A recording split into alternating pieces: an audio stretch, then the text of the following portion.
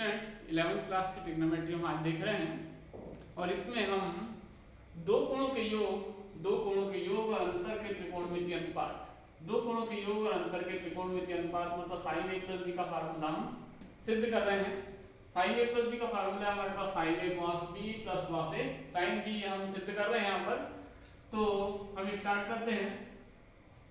तो OX हमारे पास एक परिक्रामी OX हमारे पास एक प्रारंभिक रेखा है, एक रेखा OP, एक रेखा OP घड़ी की उल्टी दिशा में घूमकर OX के साथ एक कोण बनाती है, फिर पुनः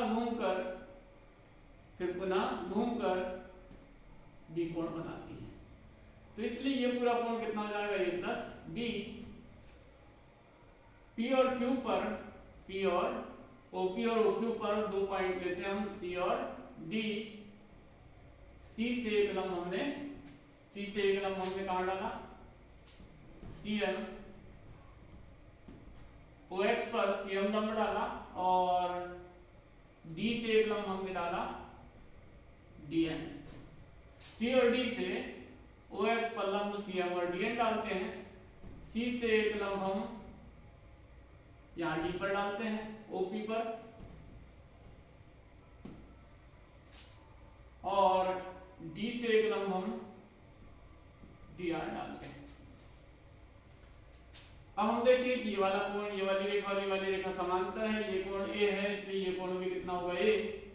ये कोण 90 है, ये कोण 90 है, इसलिए ये वाला कोण 90 - A होगा। तो ये वाला कोण कितना हो जाएगा, A हो जाएगा।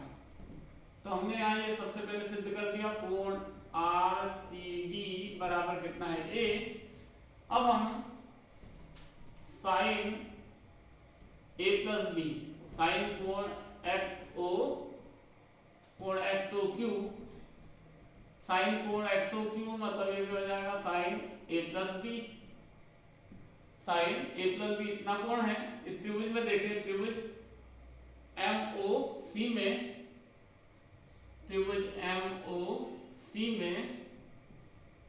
sin A + B मतलब लंब बटे कर्ण।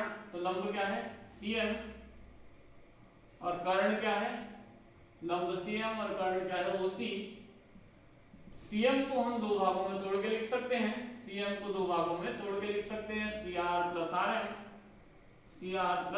RM, और OC जैसा का वैसा। अब CR तो जैसा का वैसा रहेगा, RM की जगह हम लिख सकते हैं RM और DN इक्वल है, तो RM की जगह हम लिख देते हैं DN। CR जैसा का वैसा, RM के प्लेस पे हम लिख देते हैं DN अपॉन OC जैसा का वैसा।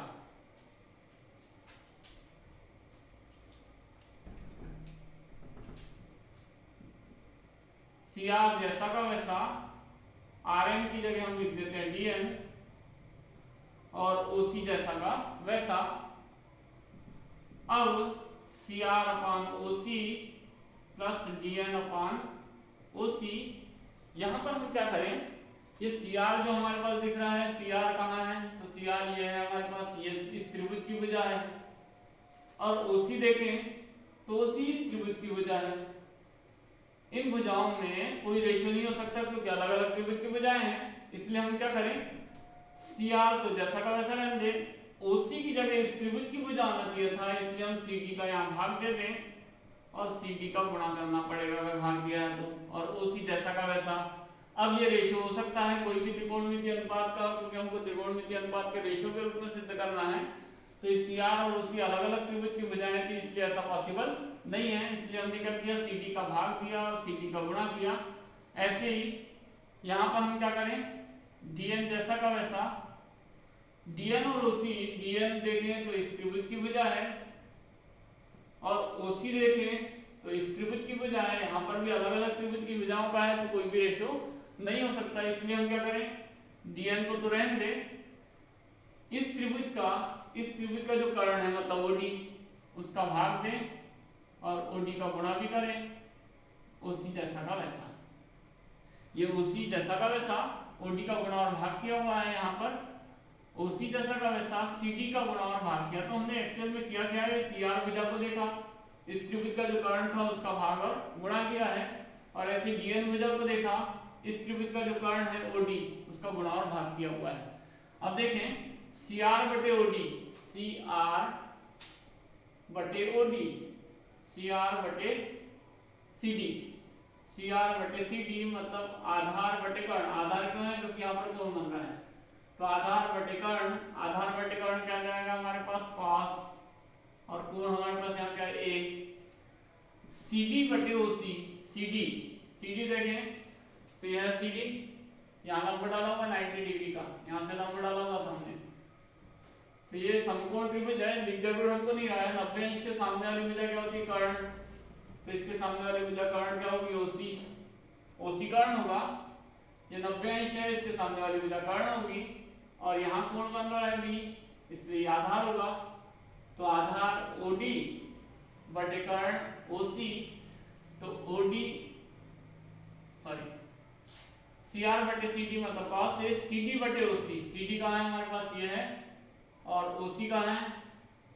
तो OC ये है, CD मतलब लंब और OC मतलब CD मतलब लंब और OC मतलब कर्ण, तो लंब बटे कर्ण साइन, गुण कितना है यहाँ पर? B, साइन B प्लस, फिर से देखें CR बटे CD, CR है आधार और CD है कर्ण, त्रिकोण A आ जाएगा, तो cos A, CD बटे OC, तो CD देखें तो CD ये भुजा है और OC ये भुजा है, मतलब इस त्रिभुज की बात कर रहे हैं, 90 अंश का कोण है, तो इसके सामने वाली भुजा कर्ण होगी।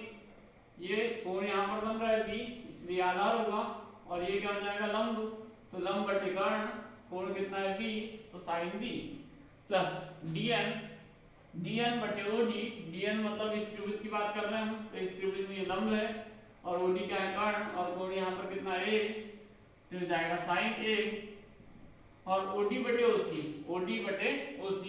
OD देखें कहाँ पर है?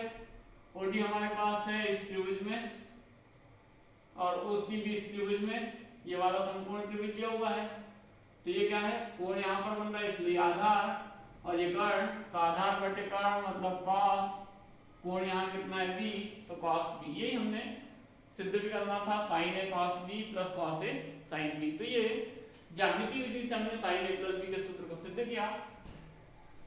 अभी बाकी के सूत्रों को देख लेते हैं।